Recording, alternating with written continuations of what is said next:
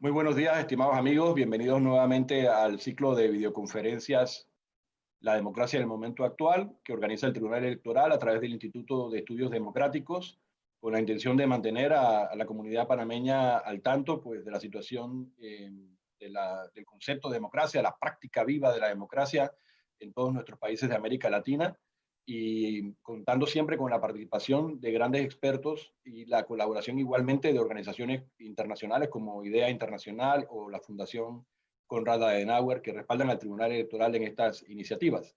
Como saben, este ciclo de videoconferencias se inició en julio y se va a extender hasta diciembre, con lo cual los seguimos invitando a participar no solamente del evento de hoy, sino en los que quedan por presenciar en las semanas que van de acá hasta mediados de diciembre. El día de hoy tenemos con nosotros a la doctora Flavia Freidenberg, una gran amiga de Panamá y del Tribunal Electoral, una gran conocedora de la política panameña, con el tema los retos de la paridad de género en las elecciones legislativas. Ella es doctora por la Universidad de Salamanca y máster de estudios latinoamericanos por la misma casa de estudios. También ha sido periodista por el taller de Escuela Agencia y licenciada en Ciencia Política por la Universidad Belgrano en Argentina. Actualmente es investigadora de tiempo completo en el Instituto de Investigaciones Jurídicas de la Universidad Nacional Autónoma de México, profesora de posgrado en Ciencias Políticas y Sociales, así como una gran líder del movimiento de politólogas a nivel global, coordinando la red de politólogas no sin mujeres.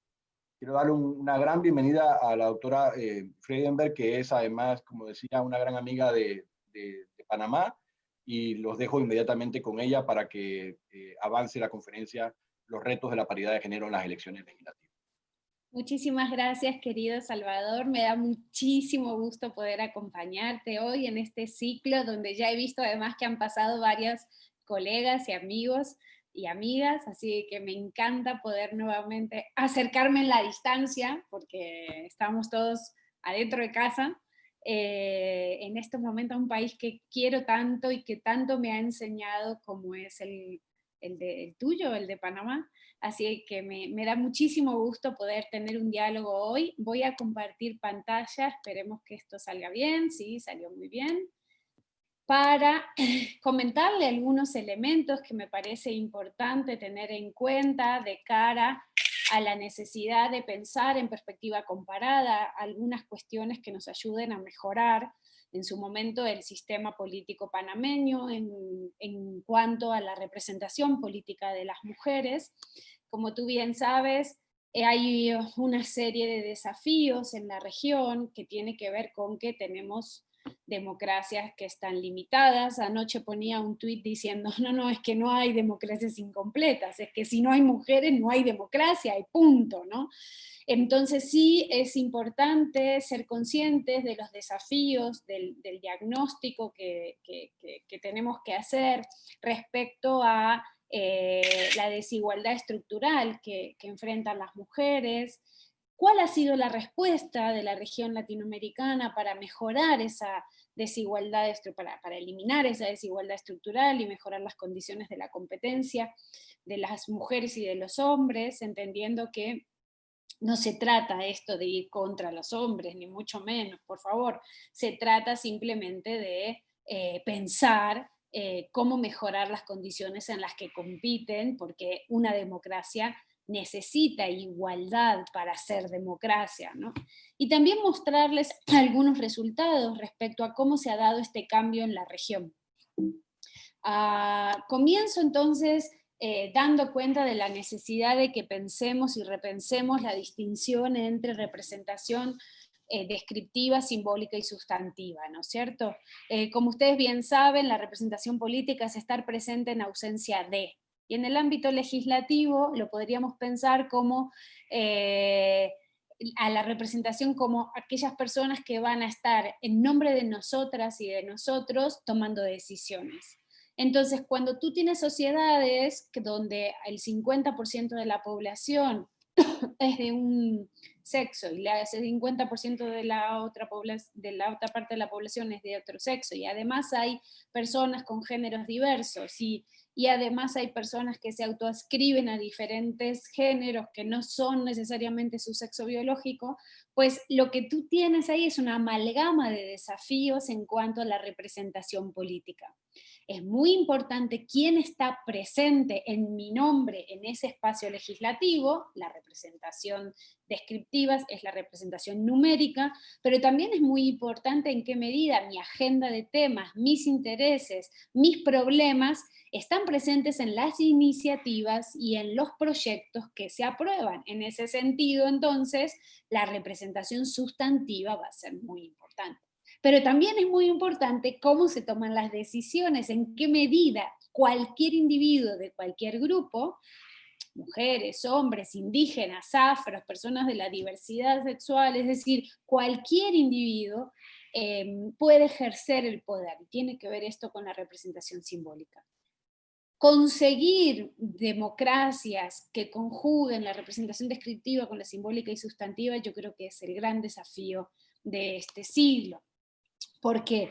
Porque cuando hacemos política o cuando ejercemos la representación o cuando queremos acceder a la representación, y aquí me voy a concentrar en el grupo de las mujeres, pero digamos, yo trabajo representación política, podría trabajar esto sobre cualquiera de los otros grupos también, como hace unos años yo me dedicaba a estudiar representación y acceso a la política de los grupos indígenas, bueno, ahora me dedico a pensar la representación de las mujeres, y Panamá tuvo mucho que ver en que yo tomara esta decisión, y mi queridísimo y admirado colega y amigo, el doctor Harry Brown, cuando trabajaba en PNUD, fue muy importante en mi paso conceptual sobre la necesidad de introducir estos estudios en la política. Lo que encontramos es que las mujeres y los hombres no compiten en igualdad de condiciones. Hay una serie de obstáculos que dificultan la representación. Les traje algunas ideas en ese sentido. Yo creo que hay una gran desigualdad estructural, un problema de crisis de representación política, en donde hay una distancia importante entre representantes y representados, pero también problemas de subrepresentación política, que tiene que ver con la presencia de una serie de valores, de prejuicios, de prácticas, que hacen que haya unos grupos en situación sistemática de exclusión.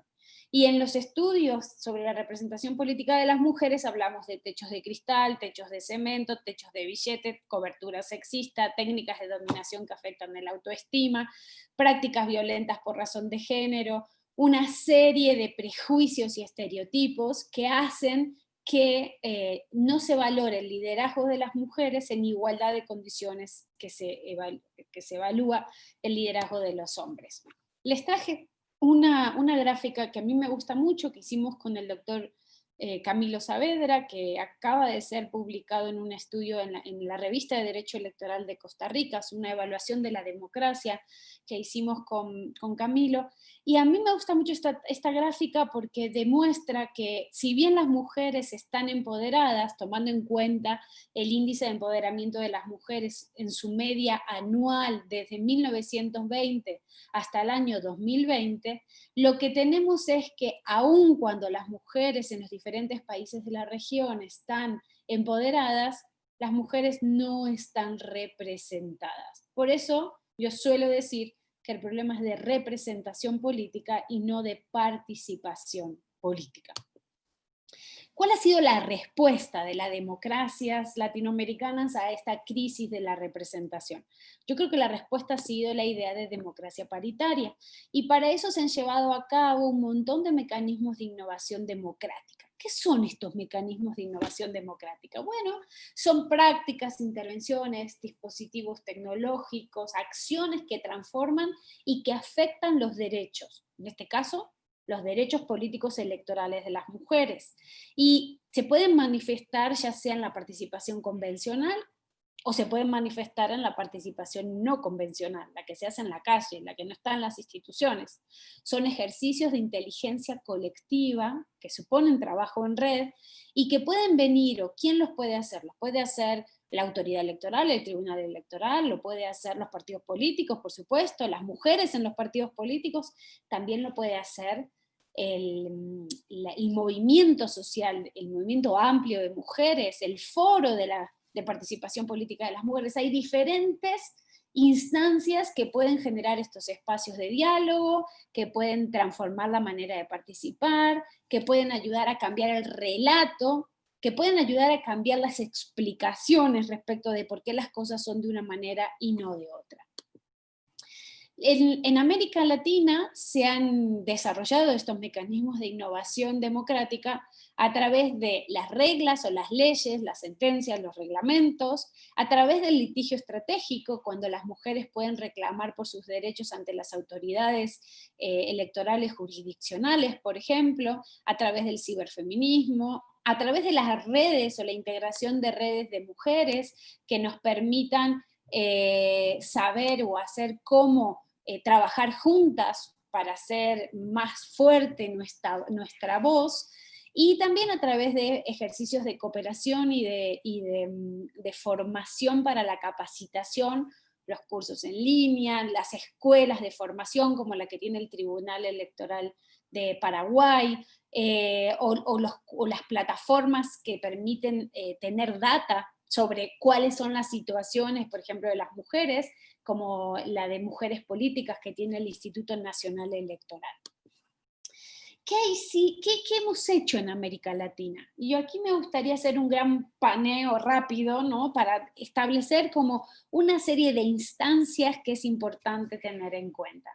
Nuestras maestras, abogadas, sociólogas, politólogas, fueron al derecho internacional para conseguir que los derechos de las mujeres sean considerados como derechos humanos, y que desde la firma de convenios internacionales, donde ustedes tienen ahí la Convención sobre la Eliminación de todas las formas de discriminación contra la mujer, la Convención Interamericana para prevenir, sancionar y erradicar la violencia contra la mujer, o lo que ocurrió en la Conferencia Mundial de la Mujer en Beijing, estos marcos jurídicos ayudaron a generar, a partir del principio de convencionalidad, una cierta presión sobre los estados latinoamericanos para que se reconozcan los derechos de las mujeres.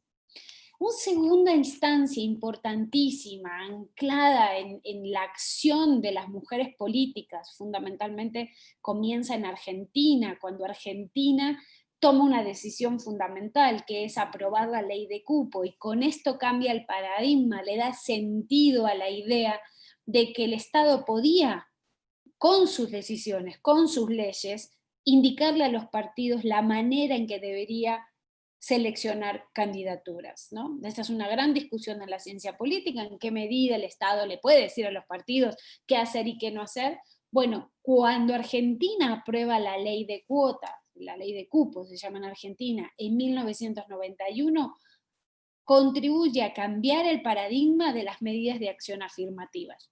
Y desde ahí, desde que se aprueba en Argentina en 1991 una ley de cupo del 30%, en donde el Estado le dice a los partidos, ustedes tienen que al menos poner el 30% de candidaturas de un género distinto al dominante. No les está diciendo, usted tiene que poner solo 30% de mujeres, como los políticos argentinos entendieron. No, les estaban diciendo, aguas, usted no puede poner las candidaturas solo de un género. ¿Y por qué nos fuimos a las candidaturas? Nos fuimos a las candidaturas porque históricamente los partidos políticos no han puesto a las mujeres en los cargos. Y es verdad que esta exigencia de medida de acción afirmativa comienza en los legislativos. Y es verdad que en los últimos años hemos pasado de 4 olas, ya estamos en la 4ª ola, ¿no? De exigir un porcentaje de cuota, un porcentaje de cupo para los diferentes géneros en la configuración de las candidaturas a los cargos de representantes legislativos, de diputados o de senadores. Es verdad que todavía tenemos que hacer un esfuerzo sustantivo en los otros niveles, a nivel local y a nivel, en los casos de países federales, a nivel de los estados, ¿no?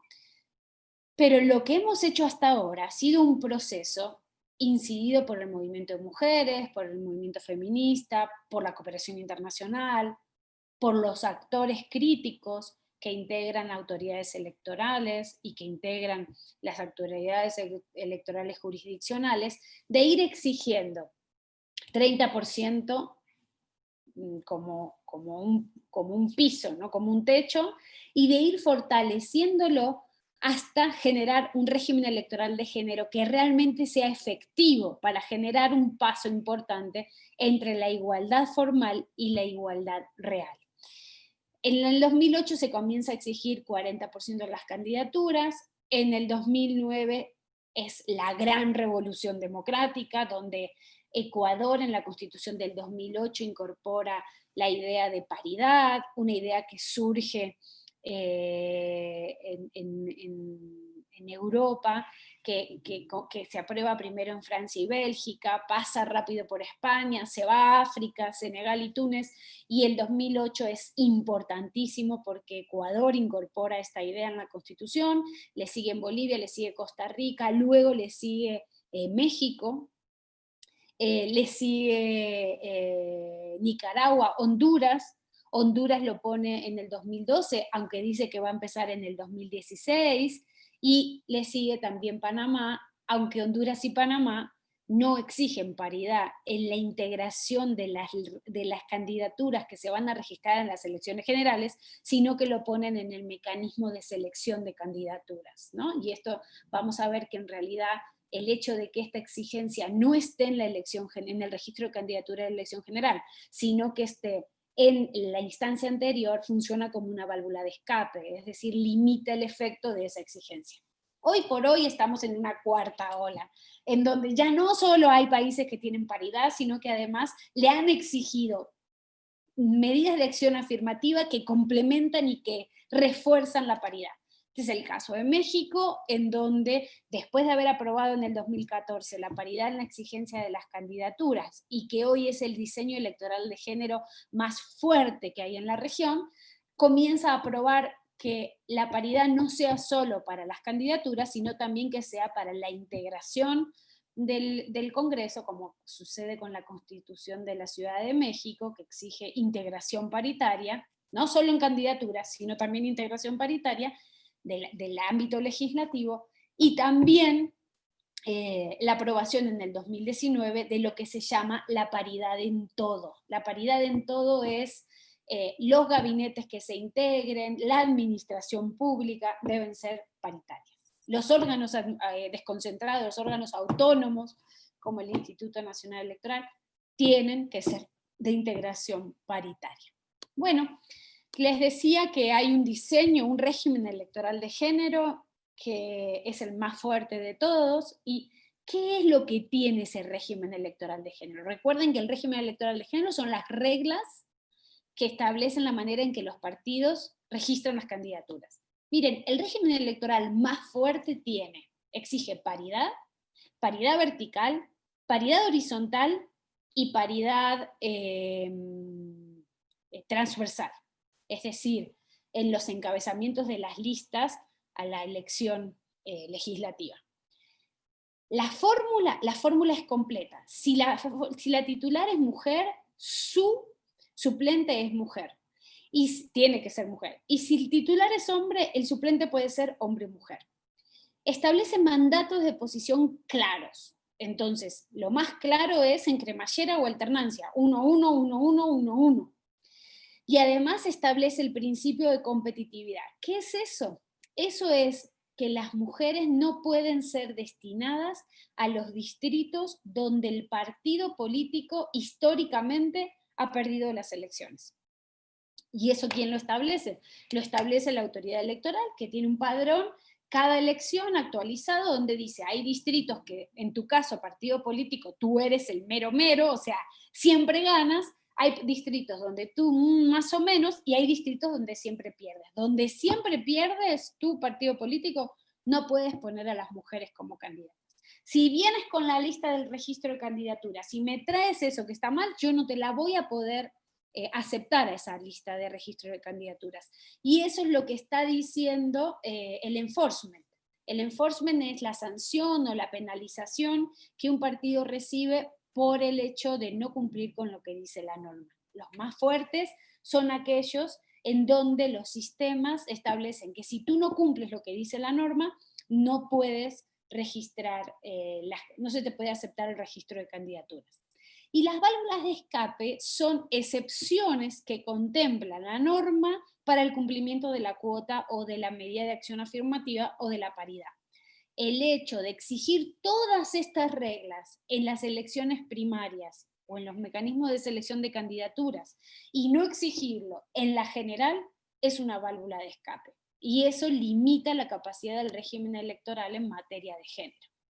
En ese sentido, los países han ido aprobando diferentes medidas, y aquí tienen un primer paneo en donde ustedes pueden encontrar cómo los partidos van a encontrar. Acá hay un error, ahora sí está vigente en Panamá que solo se exija la paridad en las internas, ¿no?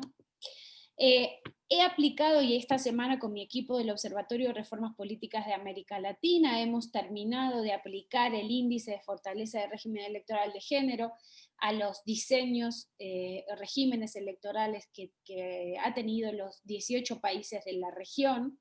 Si a alguien le interesa profundizar sobre esto, les puedo facilitar las bases de datos, los textos que hemos escrito, pero fundamentalmente es para mostrarle cómo hay países que tienen un régimen electoral de género de los más fuertes, como Bolivia, México, Costa Rica, Argentina y Ecuador.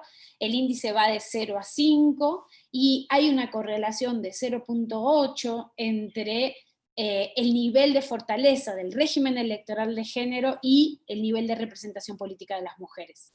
Se corrobora la hipótesis, por tanto, de que cuanto más fuerte sea el régimen electoral de género, mayor va a ser la representación política de las mujeres, al menos a nivel legislativo, como muestran nuestras investigaciones.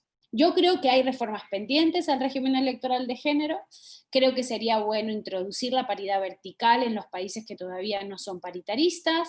Creo que además habría que incorporar la paridad horizontal en algunos de los países que ya son paritaristas, y habría que sumar la paridad en el encabezamiento de las listas a aquellos países que lo tengan. Creo que hay que eliminar la válvula de escape, es decir, que no solo exigir que haya paridad en las primarias o en las elecciones internas, sino que además exigirlos en las generales, en Honduras y en Panamá, y creo que hay que fortalecer el mandato de posición. Y si tienen más sugerencias sobre más países o más reformas que hacer, yo estoy construyendo una investigación para hacer una propuesta de reformas país por país. Así que yo bienvenida a todas las sugerencias e ideas. Esto funciona, el régimen electoral de género fuerte, cuando tú tienes un sistema electoral amigable al género. Los sistemas más amigables, como han demostrado un montón de investigaciones, son fórmula de representación proporcional, distritos pluris grandes y medianos, listas cerradas y bloqueadas. Yo recuerdo que esta fue la propuesta que Mark Jones hizo en aquel año, en el 2010, cuando participamos en la investigación para hacer propuestas de reformas electorales liderados por Harry Brown de la mano del PNUD. ¿Por qué se propone esto? Porque ya está demostrado que competir en sistemas de representación proporcional trae un plus, un bono favorable a las mujeres, a diferencia de cuando compiten en distritos de mayoría relativa. Las reglas solas no alcanzan, necesitan coaliciones amigables al género, es decir, una red de actores críticos que apoyen, que litigan, que juzgan con perspectiva de género, que resuelven, que están atentos a la aplicación de la norma. Y como Mariana Caminotti nos ha enseñado, las mujeres de los partidos, ellas trabajan, escuchan, conocen los convenios internacionales, son influenciadas por la cooperación internacional, por las ONGs, por los movimientos sociales, utilizan y se alimentan de las informaciones que le dan los medios de comunicación, los consultores y demás, presionan al Estado para que tome medidas, y esas medidas se han dado por medidas de acción afirmativa y el principio de paridad, o a través de sentencias, porque ellas participan en el litigio estratégico, pero los partidos se van a seguir resistiendo, y es como un círculo, ¿no? Y como dice nuestra maestra, politóloga, abogada y una de las personas claves en la protección de los derechos políticos de las mujeres, la doctora Line Barreiro, esto va a ser así siempre y no hay que cansarse, hay que seguir trabajando para mejorar la representación y la protección de los derechos políticos electorales de las mujeres. Entonces, la ley sola no alcanza, el régimen electoral fuerte necesita un sistema electoral amigable, también se pueden impulsar cuotas partidistas voluntarias y tiene que haber controles institucionales y no institucionales que ayuden a monitorear la aplicación de la norma.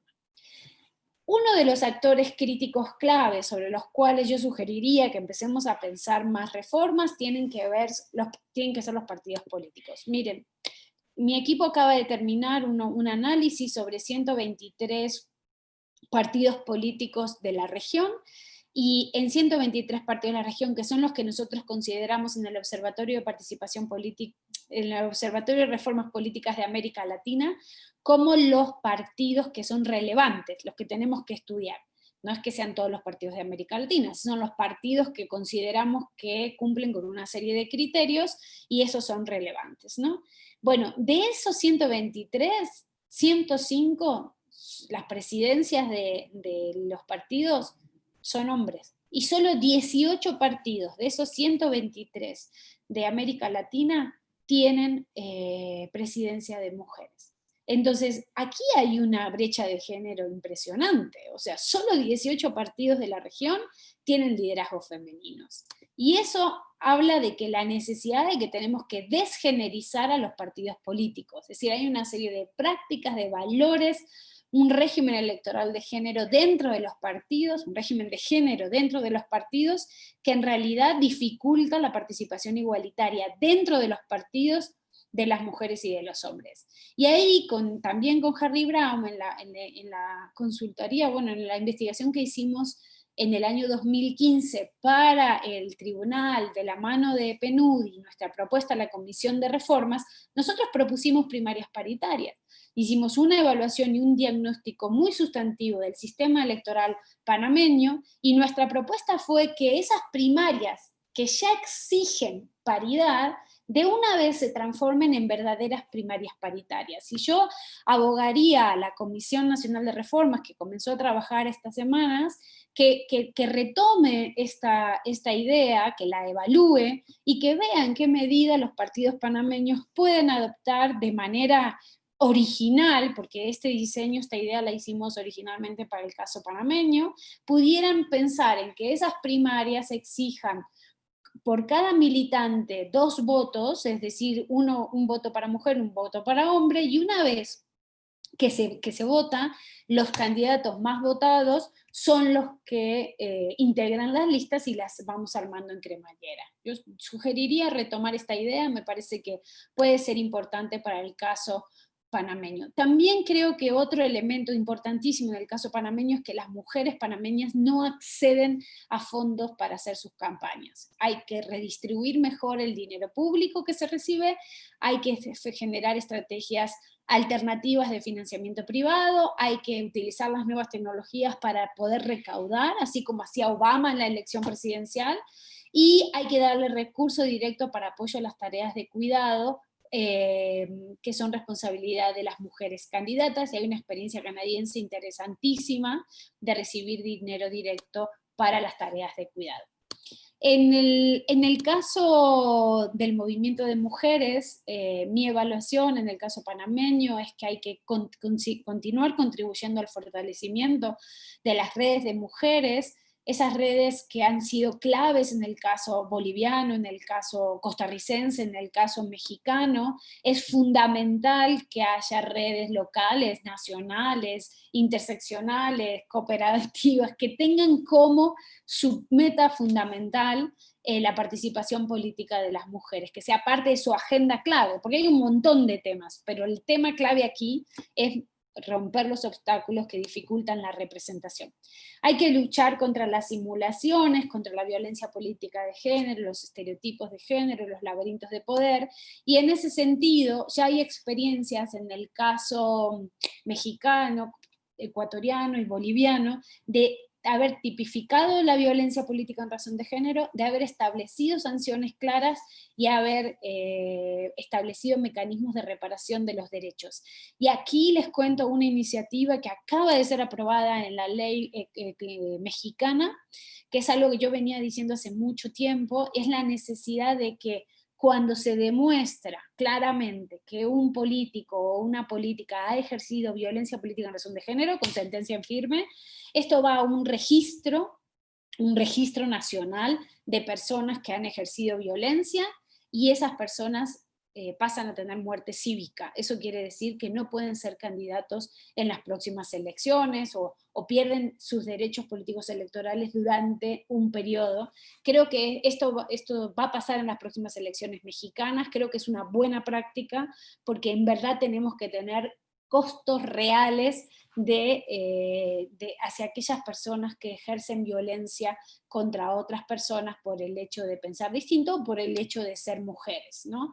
Creo que tenemos que eliminar los estereotipos de género, y creo que el espacio legislativo es un excelente escenario donde trabajar en estas áreas. No se trata solo de exigir cuotas para que mejorar la representación descriptiva, también tenemos que cambiar valores y prácticas, y en ese sentido, desde el ámbito legislativo puede ser un excelente espacio que comience a desgenerizarse, es decir, comiencen a cambiar los patrones y la manera en que se ejerce el poder dentro de la institución. Hay que romper con estas ideas de que las mujeres son más más emocionales que los hombres, estas ideas de que ellas tienen que hablar en este tono, porque en este tono es como las mujeres tienen que hablar. Mentira, las mujeres pueden hablar en cualquier manera, pueden decir que son ambiciosas, que les interesa el poder, porque son iguales que los hombres. Entonces, lo que no les exigimos a los hombres, no le podemos exigir a las mujeres.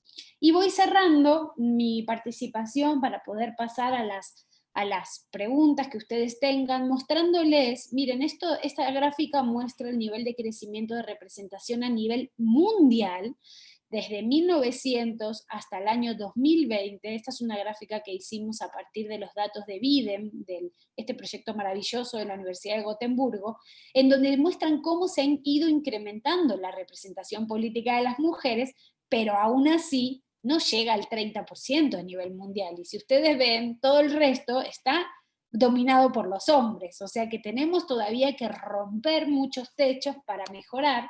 En el caso de América Latina, según datos de la CEPAL, desde que Argentina aprobó en 1991 la ley de cupo, hemos crecido 30 puntos porcentuales. Esta la media, hoy es un poquito más, 31.3, la media de representación política de las mujeres en el nivel legislativo en los casos nacionales. Y si ustedes ven aquí, van a ver que hay diferencias entre México, Bolivia, Costa Rica, Argentina, Ecuador, en el nivel de representación. Y fíjense dónde está Panamá para el año 2020. Esto puede tener ajustes porque es en el momento que se integran las cámaras, pero fíjense, según los datos de la CEPAL, solo hay un 18% de la población de mujeres de Panamá, que supera el 52%, si no me equivoco, la general, solo tiene el 18% de la representación.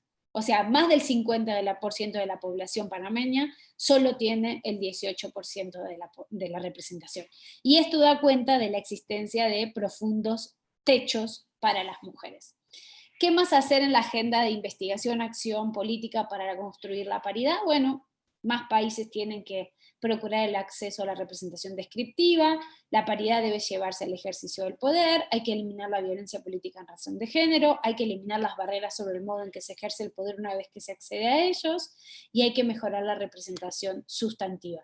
Y creo honestamente que es hora de generar un nuevo pacto, un nuevo acuerdo social centrado en la igualdad sustantiva entre hombres y mujeres. Y yo esperaría que, por ejemplo, de cara a las próximas elecciones, el Tribunal Electoral, que yo admiro tanto, panameño, sea líder en reglamentos que establezcan claramente un protocolo ante la violencia política en razón de género, un protocolo que exija claramente la aplicación de la paridad en las primarias que se celebran los partidos, un protocolo y compromiso a los líderes de los partidos políticos panameños para que realmente se comprometan a la igualdad sustantiva, protocolos de funcionamiento interno de los partidos para desgenerizar y cambiar las maneras de ejercer y hacer el poder, ¿no?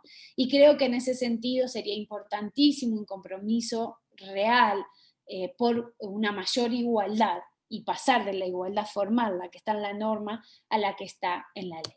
Creo que estamos en un momento clave, porque si la Comisión de Reformas ha comenzado ya a trabajar, me encanta ese proceso que ocurre en Panamá de cara a las próximas elecciones, me encanta que revisemos el sistema electoral, es una de las buenas prácticas que yo siempre promuevo para que todo el mundo mire a Panamá en esa iniciativa. Yo confío nuevamente que este año se discuta cómo transformar hacer un régimen electoral de género en el caso panameño mucho más fuerte de lo que tenemos hasta hoy para que realmente haya democracia en Panamá. Yo creo, querido Salvador, que lo dejaría aquí, 33 minutos de intervención para cumplir con lo que te prometí de que íbamos a hablar 30 minutos para luego abrir al debate. Perfecto, muchísimas gracias Flavia, una excelente conferencia como siempre y además muy evocadora del momento en que nos encontramos. En general, porque digo, no por nada debemos recordar siempre que hoy es 11 de septiembre y todo el mundo tiene siempre presente el golpe de Estado de Salvador Allende en Chile hace 47 años y lo que significó para la democracia en América Latina. Y la coincidencia también con que hace 19 años se suscribiera la Carta Democrática Interamericana. O sea, nosotros, en América Latina, días como hoy son días para pensar en la democracia, en sus dificultades y en los retos que quedan pendientes. Y este definitivamente es uno de esos retos.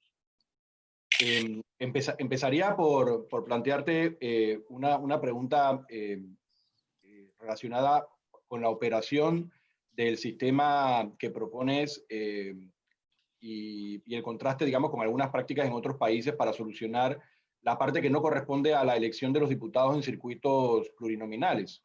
Evidentemente, cuando nos planteas el mecanismo que desarrollaron el doctor Harry Brown y tú sobre cómo llevar una propuesta a las elecciones de diputados en los circuitos plurinominales que sea paritaria, también hay una contraparte que son los circuitos uninominales.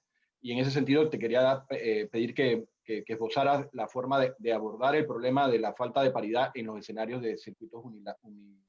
Mira, el caso panameño es excelente para hacer una fórmula similar a la que ocurrió en México, porque México también tiene un sistema mixto.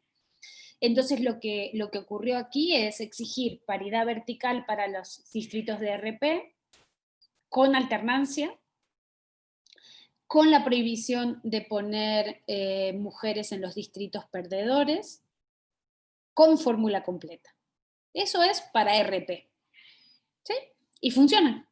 Entonces tú te armas una lista, 1, 1, 1, 1, 1, 1, sabes que lista cerrada y bloqueada, nadie puede mover eso, y eso te garantiza como un mínimo de representación del grupo que está subrepresentado. Pero acá también tenían el tema de los distritos o las circunscripciones uninominales. Entonces lo que ellos decidieron es introducir la paridad horizontal. Entonces, si un partido político va a competir, ¿cuántos distritos uninominales tenemos en el legislativo? Tenemos, imagínate, ¿20? Ok, a 10 las candidaturas tienen que ser de mujeres, a 10 las candidaturas tienen que ser de hombres. Con el elemento de que no pueden, esos 10 que elijan de distritos uninominales, no pueden ser los que ese partido siempre perdía. ¿Sí? Tiene que considerar, y para eso la autoridad electoral, en este caso el tribunal, puede preparar como un padrón, un listado diciendo, tu partido político X, tus distritos donde tú eres el mero, mero, mero, son 1, 2 y 3. Ahí siempre ganas. En estos otros, tú sacas medios. Y en estos otros, tú siempre pierdes. Bueno, en estos que siempre pierdes, y si quieres puedes decir, porque eso se puede elegir, ¿no? Tú puedes decir, en las 2 últimas elecciones, tu rendimiento electoral en las 2 últimas elecciones, o puedes decir tu rendimiento electoral en las 3 últimas elecciones, ¿sí? Y hago una media. Entonces, donde tú siempre pierdes, ahí no puedes mandar candidatas mujeres. Cuando el partido venga a registrar la candidatura al tribunal, el tribunal, acá en México lo que crearon son los semáforos, ¿no? Era un software en donde vos ponías el registro de candidatura del partido y el software hacía rojo, rojo, rojo. Yo lo vi y me emocioné. Hacía rojo, rojo, rojo. Y yo decía, ¿qué pasa? ¿Qué pasa? No, están presentando candidatas de mujeres en distritos donde no pueden mandar mujeres. Es un software que ya está preestablecido, con lo que el tribunal ha decidido, que no solo que es lo que el tribunal ha decidido, sino el tribunal sistematiza información de lo que los partidos han vivido en las últimas elecciones, ¿no? Es un historial electoral, no es que el tribunal se va a inventar en qué distrito tú eres más competitivo o menos competitivo, ¿no? Digo esto porque por ahí alguien dice, no, porque luego viene el tribunal y se inventa. No, no, no, no. Esto es la historia electoral de cada partido. Entonces, yo creo que combinar con los sistemas de RP paridad vertical, que ahora mismo Panamá no está exigiendo eso. Incorporar esta exigencia de paridad vertical en RP. Incorporar la exigencia de paridad horizontal en la suma de los distritos uninominales. Y si ya están en buena onda, digamos, ya está, pongan una exigencia de encabezamientos. ¿Qué significan encabezamientos? Que los partidos tengan que poner encabezamientos de las listas con mujeres. Esta es la fórmula que hizo que México pasara de ser un país, digamos, medio en representación política de las mujeres a ser el líder de los resultados de la paridad. Hay también algunos condicionamientos de orden jurídico que son propios de determinados países. En Panamá, por ejemplo, se recuerda mucho que la Corte Suprema de Justicia ha dictaminado la inconstitucionalidad de algunas formas de ordenar la elección de diputados en los circuitos plurinominales. En ese sentido, esa es parte del marco dentro del cual cualquier reforma electoral tiene que moverse. Yo quisiera que expandieras un poco sobre la utilidad que pudiera tener el voto que llamamos nosotros en plancha, que es, bueno, la lista cerrada y bloqueada, versus el voto selectivo, sea único o múltiple, porque es verdad que en el discurso político siempre se asocia el voto selectivo único o múltiple con una mayor democracia. Eso es mentira. Esta semana todo el mundo me está corriendo por ese lado, ¿no? Pero porque los amigos saben que yo soy como presidenta del club de amigos y amigas de la lista cerrada y bloqueada, ¿no? Nos han engañado tanto con el tema del voto único, voto preferencial y del voto libre, nos han mentido tanto, nos han dicho tanto de que esto mejora la democracia, que esto achica la distancia entre el representante y el representado, que esto racionaliza la política. Mi experiencia comparada, y cuando te digo esto, te digo Ecuador, Perú, que son los casos en los que yo he estado más cerca viendo la implementación del voto preferencial, como le dicen allá, es todo lo contrario. Destrozaron el sistema de partidos. Si yo fuera dirigente de un partido político en América Latina, haría una campaña, haría una alianza con todos los partidos políticos posibles para evitar que se ponga el voto preferencial. Es mentira que el voto preferencial achica la distancia entre el representante y el representado. Es mentira que mejora la representación. Es mentira que mejora la democracia interna de los partidos. Y además, aumenta el costo de las elecciones, aumenta el clientelismo y aumenta la competencia interna, pero de la mala, digamos, entre candidatos de un mismo partido. Y yo lo vi claramente en Ecuador, me acuerdo que yo estaba para la elección de municipal en Quito, hace muchos años, cuando se implementó por primera vez el voto preferencial, y un partido que había sido siempre, como te acuerdas, izquierda democrática, ¿no? Que era el Partido Socialdemócrata de Ecuador, o sea, un país que nunca había tenido partidos, tenía un partido que era un orgullo para todo el mundo, eran los ticos, o sea, los partidos ticos costarricenses, los partidos venezolanos y izquierda democrática, el partido que movilizaba, programático, tal. Y las dirigencias eran todos amigos y amigas desde chiquitos, ¿no? Y yo era amiga de algunos de ellos, yo vi cómo se destrozaron cuando cambiaron de lista cerrada y bloqueada a voto preferencial. ¿Por qué? Porque antes el partido le daba recursos a todos en igualdad de condiciones, ¿no? Supuestamente. Con el voto preferencial no era solo lo que el partido te daba, tú tenías que buscarte tu propio recurso. Tu competidor no era solo el del otro partido, era tu compañero de toda tu vida del partido. Los pibes estaban puestos, ¿no? Igual en una lista, ¿no? 1, 2, 3, 4, 5. Resulta que el que es 5 terminó siendo primero. Tú dices, bueno, eso no sería un problema, porque la gente elige, marca y elige. Sí, el problema es que cada uno de ellos salió a hacer clientelismo de manera individual. Antes, sí, Salva, en América Latina hay clientelismo, o sea, no me voy a arrancar la vestidura, ¿no? No me digan que lo vaya a demostrar, porque esto no es una cosa de compra de voto, esto es algo estructural de las elecciones, que se da en elecciones y no elecciones, pero entonces hubo que montar maquinarias de redes clientelares por 5, cuando antes usaban todos la misma. Esto incrementó el conflicto interno, incrementó el costo de la política. Y todos los estudios muestran, y aquí habla, digamos, la feminista, que cuando le das a elegir al electorado, que es misógino, machista, ¿no? Discriminatorio y tal, no votan por mujeres, porque las mujeres autónomas, independientes y con liderazgos les molesta al electorado medio latinoamericano. Si son mujeres que están masculinizadas o son mujeres que son sumisas a los caciques de turno, el electorado entiende que el líder les mandó a votar por ellas y votan por ellas.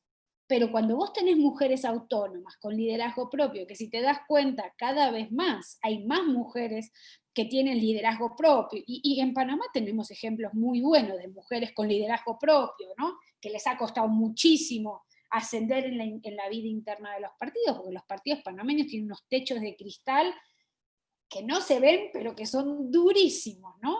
Entonces, cuando vos tenés ese tipo de liderazgo, el voto preferencial penaliza a las mujeres. Tú me puedes decir, Fla, pero en Honduras, Joana Bermúdez, que estaba en número 20, salió número 1.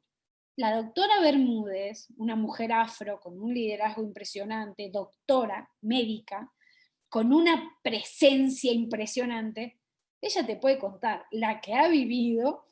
Sí, resultó ganadora, pero digamos son casos excepcionales de Wonder Woman, ¿no? Mujeres que sobresalen de manera excepcional. La media, los estudios muestran que las mujeres se ven penalizadas cuando vos abrís el voto preferencial. Entonces no es cierto que el voto preferencial mejora la democracia, si no tuvieras perspectiva de género, digamos, no es cierto eso, pero además no es cierto que mejora la representación de las mujeres.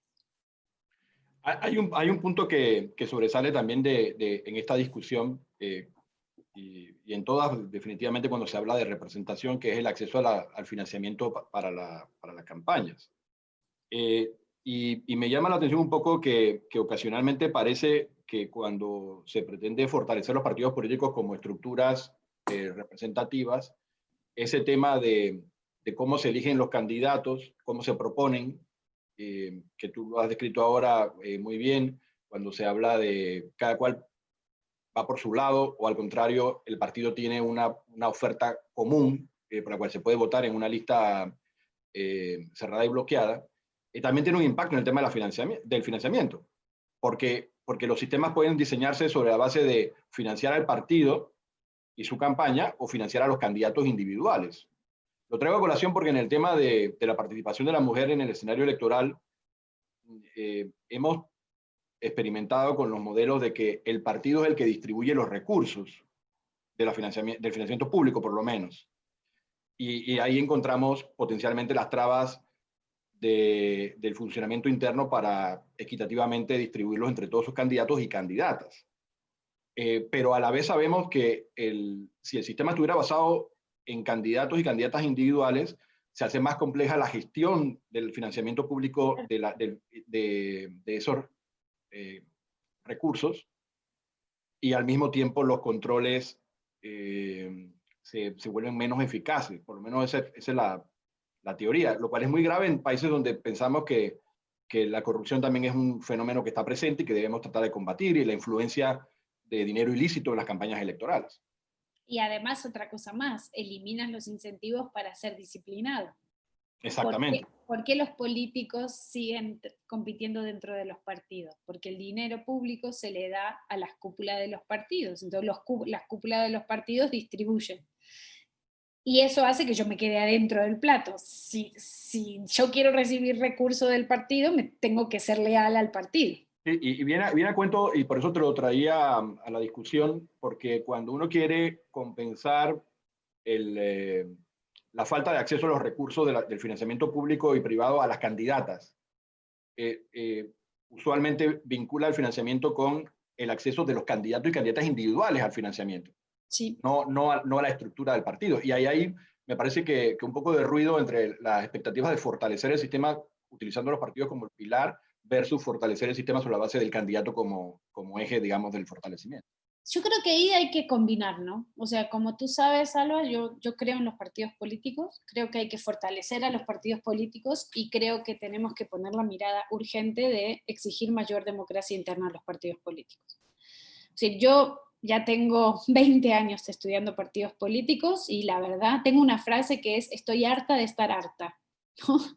Y estoy harta de estar harta de que los partidos políticos no entiendan que tienen que cambiar. Me agoté. Y cuando yo me agoto, ya sabes lo que pasa, ¿no? Genero la red de politólogas, ¿no? O sea, Bueno, eso es muy productivo al final también, ¿no? Sí, me movilizo, ¿no? O sea, yo sé, cuando tengo síndrome de privación relativa, mi reacción es al otarro, yo me activo, ¿no? O sea que me harté, me agoté de decir durante los últimos 20 años, ustedes tienen que democratizarse. Entonces ahora estoy en una nueva agenda de investigación, bueno, no nueva, sino que vengo trayéndola desde hace muchos años, pero ya ahora, ya focalizada en los próximos meses, voy a centrarme a trabajar eso, estamos actualizando las bases de datos sobre eso y demás. Hay que ayudarles a los partidos a democratizarse. Entonces hay que generar un contexto de exigencia en donde, señores, ustedes no pueden seguir funcionando así. Uno de los temas claves, y ahí estoy trabajando con Betilde Muñoz Pogosian, seguro la conoces, te mandó muchos cariños, ayer hablé con ella y te recordó con mucho cariño. Estamos trabajando sobre fórmulas o propuestas para que los partidos políticos revisen la manera en que distribuyen el recurso interno público que reciben y haciendo énfasis en la distribución paritaria. Hay que encontrar una manera de exigencias, quizás habrá que obligarles por ley, ¿viste? Porque como no entienden por el lenguaje de la razón, quizás el lenguaje, viste, más coercitivo, así como les obligamos a poner mujeres en las candidaturas, quizás hay que encontrar una fórmula para obligarles a que distribuyan equitativamente el recurso público.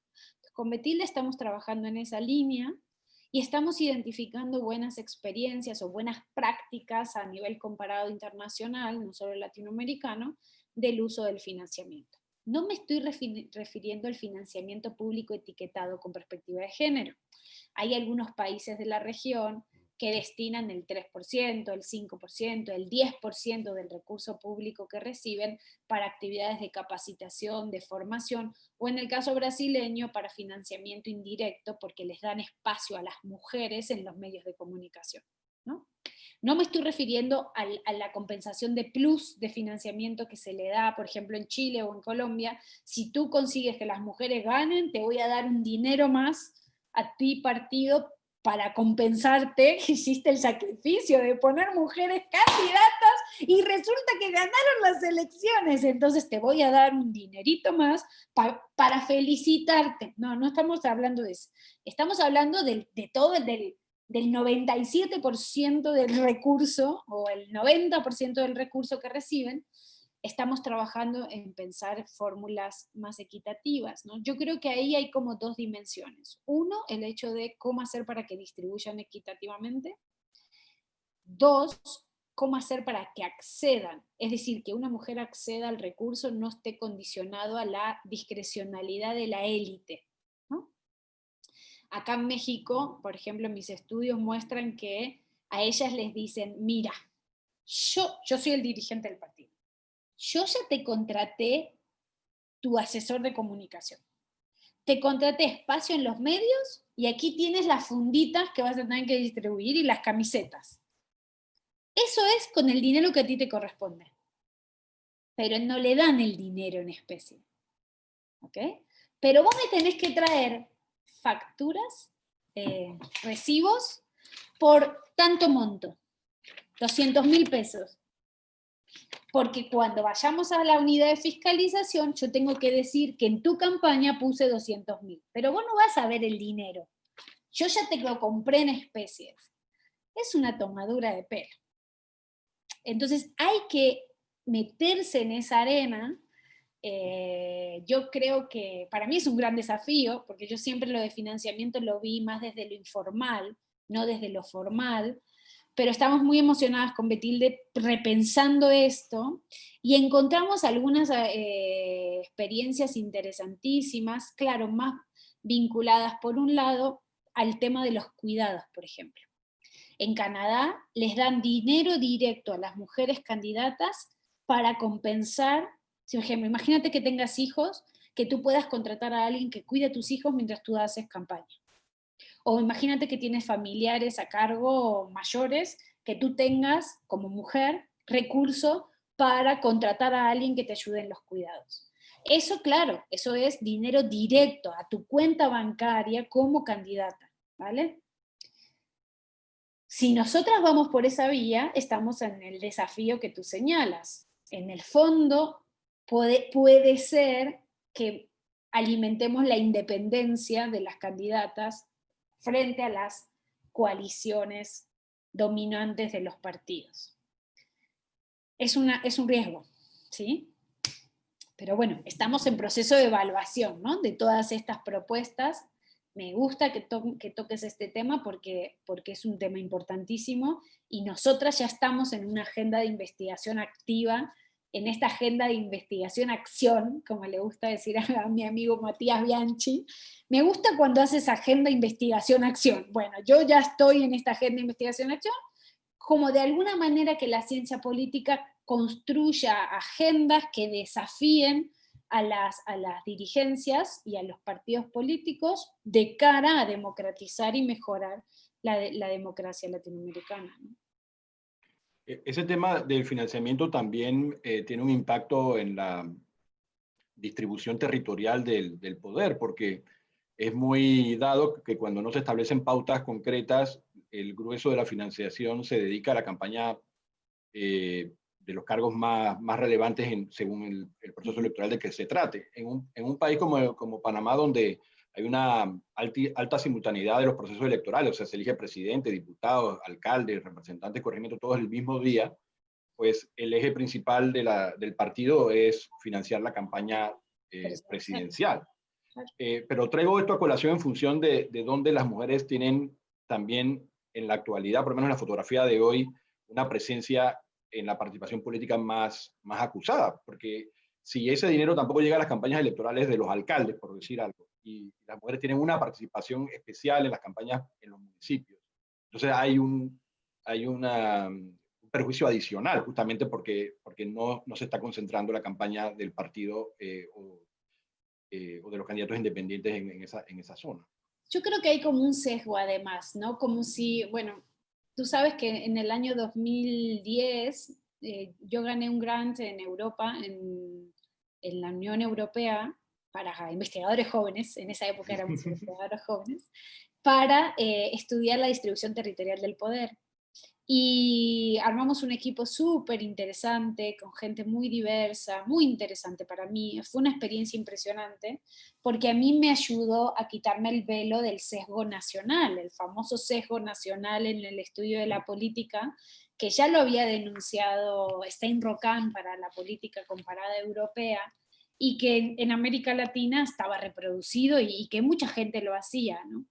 Y en ese momento había varios equipos de investigación en Argentina, en México, bueno, en Europa también, donde estábamos todos pensando sobre cómo desentrañar la lógica, la dinámica nacionalizada de funcionamiento de los sistemas políticos, y eso fue uno de los elementos, ¿no?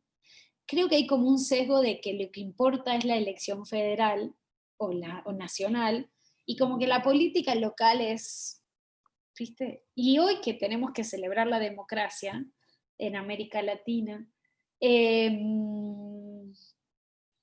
yo creo que uno de los grandes problemas de nuestras democracias está precisamente ahí, en como que usamos esta idea de que las elecciones locales son de segundo orden. Entonces, como que no importa. O sea, hacemos un montón de esfuerzo por la federal, por la nacional, por la candidatura presidencial, y lo que pasa en la comunidad, en la unidad más pequeña, en cómo se gobierna, cómo se toman las decisiones, ¿no? Yo creo que la otra revolución que hay que hacer una revolución de las mujeres, que la estamos haciendo, como tú bien sabes. Hay que hacer una revolución en términos de los partidos, hay que democratizarles y demás. Y hay que empezar bueno, empezar no, hay mucha gente que ya lo está haciendo, pero digamos, hay que poner en la agenda la necesidad de democratización subnacional. Es decir, tenemos que cambiar esta lógica de que lo que importa es la política nacional y volver a esa vieja idea de un senador norteamericano que dijo, toda política es local. Y yo creo que si conseguimos hacer esa transformación, en donde los ciudadanos y ciudadanas, tú, yo, tengamos mayor, bueno, yo no soy ciudadana en México, ¿no? Pero digamos, los ciudadanos y ciudadanas tengan una mayor participación en los asuntos públicos locales, ¿no? Nos apropiemos de las instituciones, en el buen sentido, creo que eso podría mejorar muchísimo. Y hay un montón de ejemplos de liderazgos de mujeres a nivel local.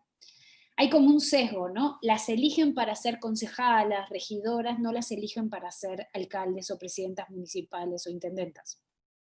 Hay una distancia, hay una diferencia de unos 15 puntos porcentuales, según los datos de la CEPAL, entre mujeres en ámbitos legislativos locales y mujeres en ejecutivos locales. Ejecutivos locales. Y además hay otro sesgo. Cuanto mayor es el presupuesto de una localidad, menor probabilidad de que gane una mujer. Hay un estudio del BID súper interesante en ese sentido. Entonces, es verdad que hay casos atípicos. Bogotá y la alcaldesa, Ciudad de México y la jefa de gobierno, ¿no? Barcelona, Madrid, es decir, claro que ya hay grandes ciudades, pero nuevamente son Superwoman o Wonder Woman, ¿sí? No es lo que está normalizado, no digo que sea lo normal. Entonces, me parece sumamente interesante esto que planteas, porque me parece que hay una regeneración democrática pendiente respecto a cambiar las condiciones de la política a nivel local, hacer esfuerzos de financiamiento específico y fortalecer liderazgos locales en la política. En mi caso, yo estoy interesada en que sean liderazgos de mujeres, ¿no? Ahora, sí, Salva, quiero dejar claro una cosa. No porque seas mujer, haces mejor política, necesariamente, ¿sí? No es que los políticos hombres vienen de un planeta que se llama corruptón y las mujeres vienen de un planeta de santas y diosas. Esa idea dicotómica, estigmatizante, yo no la comparto. Hay hombres que son muy buenos políticos y son muy buenos líderes y además tienen perspectiva feminista, porque el feminismo es una ideología, y hay un montón de mujeres que son unas corruptas. Es decir, no hay que caer en este binarismo que mucha gente que aprovecha para potenciar esa idea. No, no, no, no. Acá lo que estamos diciendo es que cuando ellas tienen igual de méritos que ellos, hay unas condiciones estructurales que dificultan que ellas tengan financiamiento, que ellas tengan liderazgo y que ellas accedan a los cargos y ejerzan el poder. Y eso es como demócratas, tú, yo, lo que tenemos que transformar, ¿sí? Y como yo me levanto todas las mañanas y digo, bueno, Flavia, ¿qué vas a hacer hoy por la democracia paritaria? El lunes estuve en Argentina, el martes en Paraguay, el miércoles en Honduras, ayer en México y hoy en Panamá. Y en todos lados digo lo mismo. Es una tarea urgente de cada uno de nosotros, desde sus espacios, procurar una democracia paritaria, con igualdad sustantiva.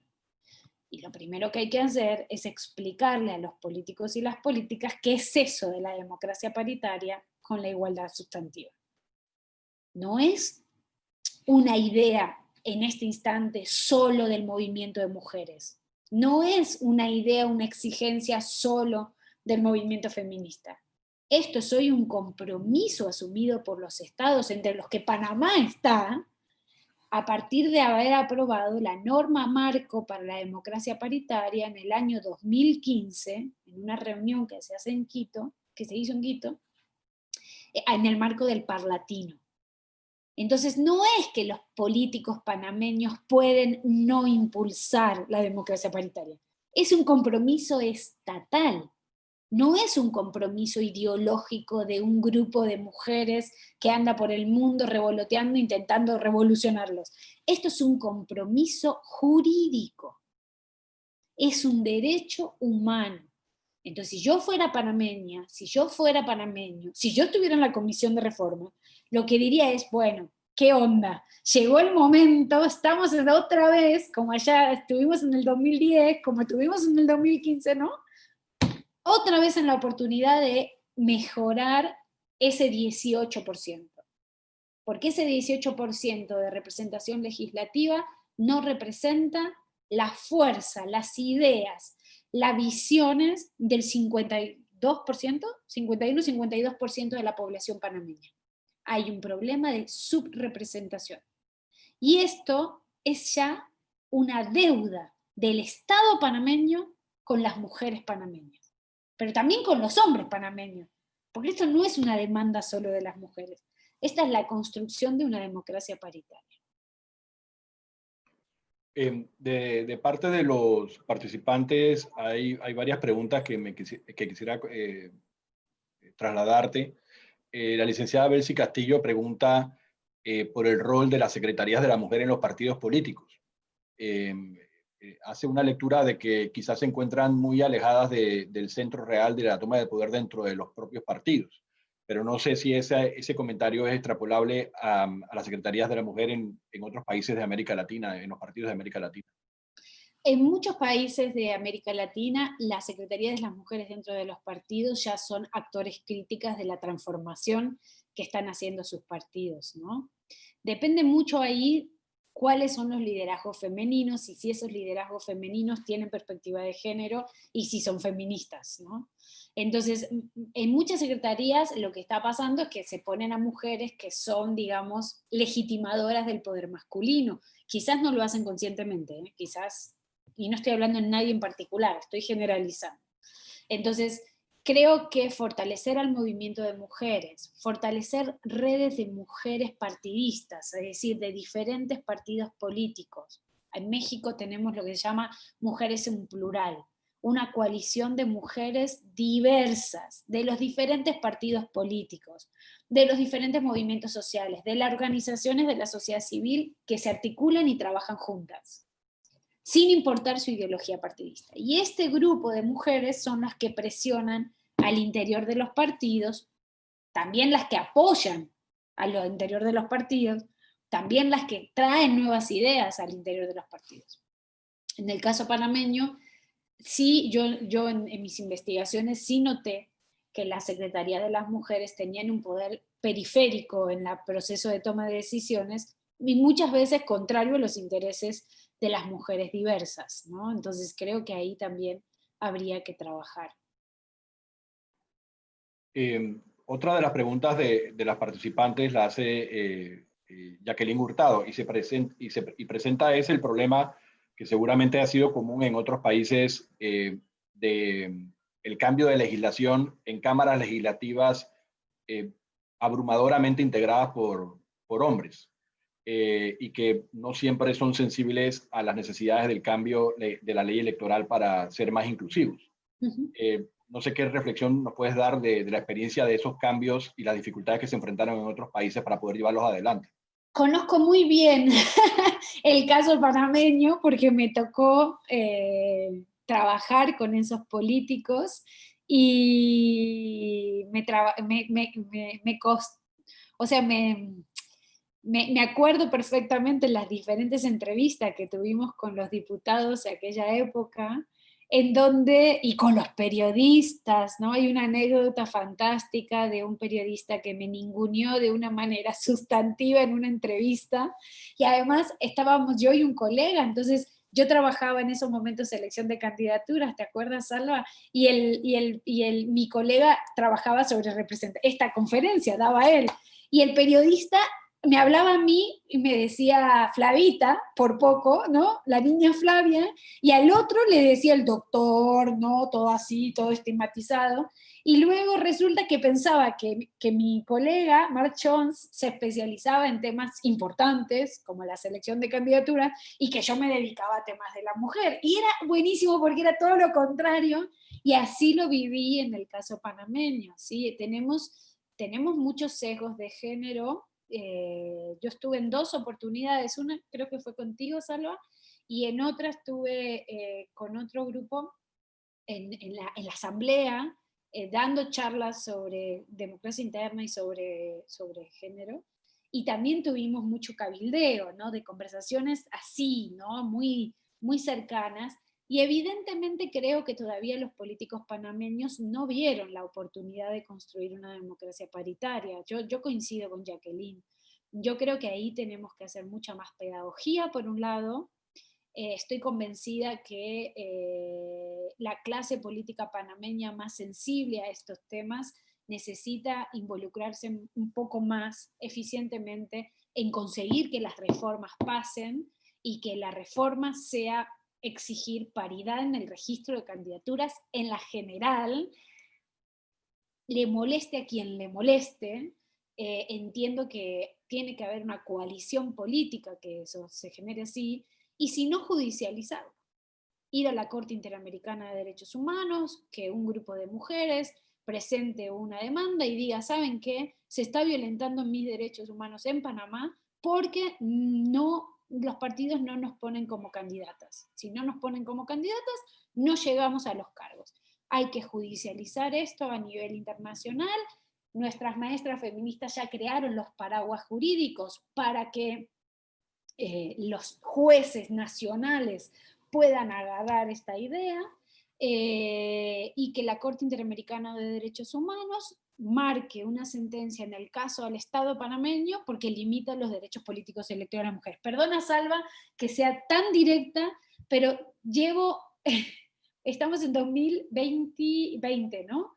Llevo desde el año 2010 estudiando el caso panameño y ya no sé por dónde decírselos. Es decir, no hay democracia en Panamá si el 52% de la población tiene el 18% de la representación. Entonces, hay que hacer un cambio sustantivo. Y lo que no puede ser es, ¿sí viste una película que se llama El Orden Divino? Te la recomiendo. Suiza, Europa, Suiza.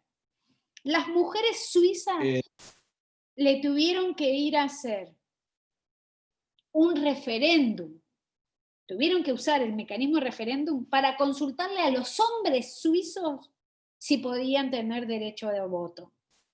¿Sabes en qué año? 1972.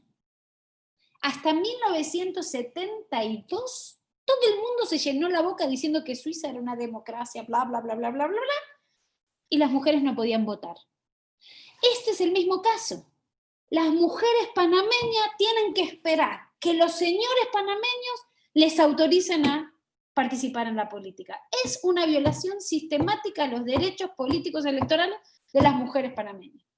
Entonces, ¿cómo hacer? Yo creo que hay que obligarlos por ley. ¿Cómo conseguir que esos señores que no ven este problema entiendan que no hay democracia si no compiten en igualdad de condiciones?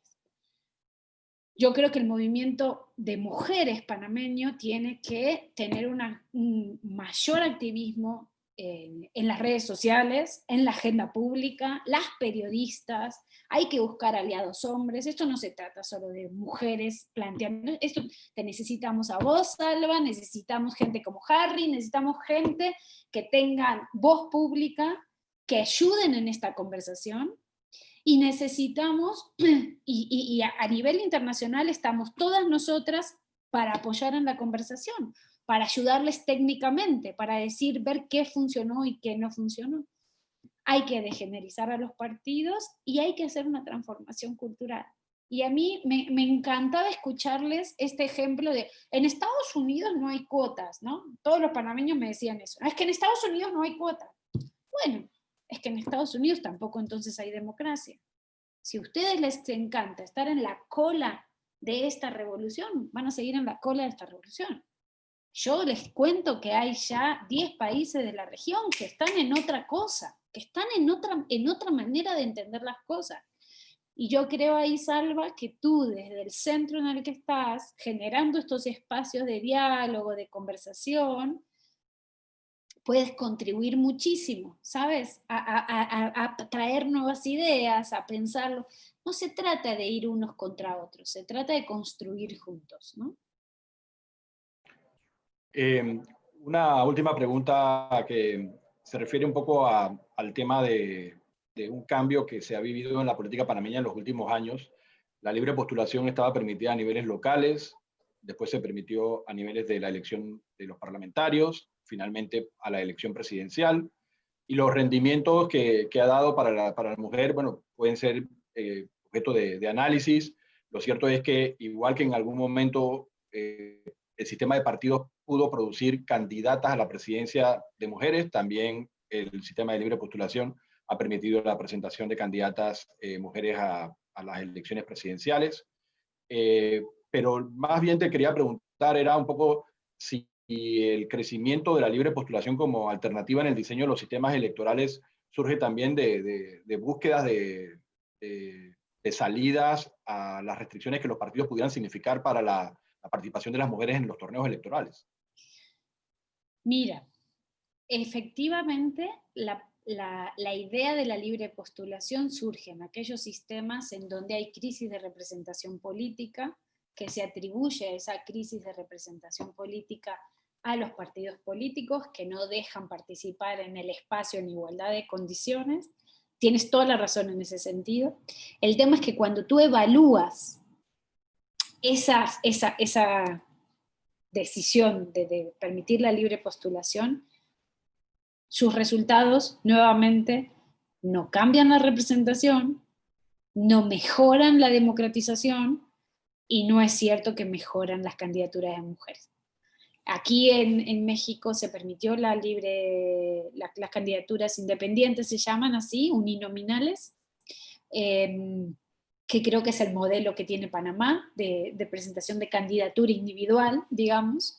Se presentó para gobernadores, para diputados, o sea, lo puedes presentar en cualquier nivel, y no ha habido, digamos, casi candidatas mujeres independientes, es decir, no es que las mujeres se fueron por esa vía para ser electas, ni tampoco el éxito electoral de los independientes fue tanto como para hackear el sistema, ¿no? Lo que sí es cierto es que en otros sistemas, como el ecuatoriano o el peruano, que no tienen la fórmula de candidatura individual, sino que es la fórmula de candidatura de movimiento independiente. En realidad, esos movimientos independientes son partidos políticos. no es una alternativa a los partidos políticos. Tendrán un poquito menos de requisitos, menos financiación, y entonces en realidad no se genera ese cambio. Lo único que ha generado es que ha descompuesto el sistema de partidos porque se eleva la fragmentación, se eleva la volatilidad y muchas veces se eleva la polarización por el surgimiento de nuevos partidos que usan nuevos movimientos de independientes que usan un discurso antipartido tradicional, ¿no? Entonces potencian la polarización dentro del sistema.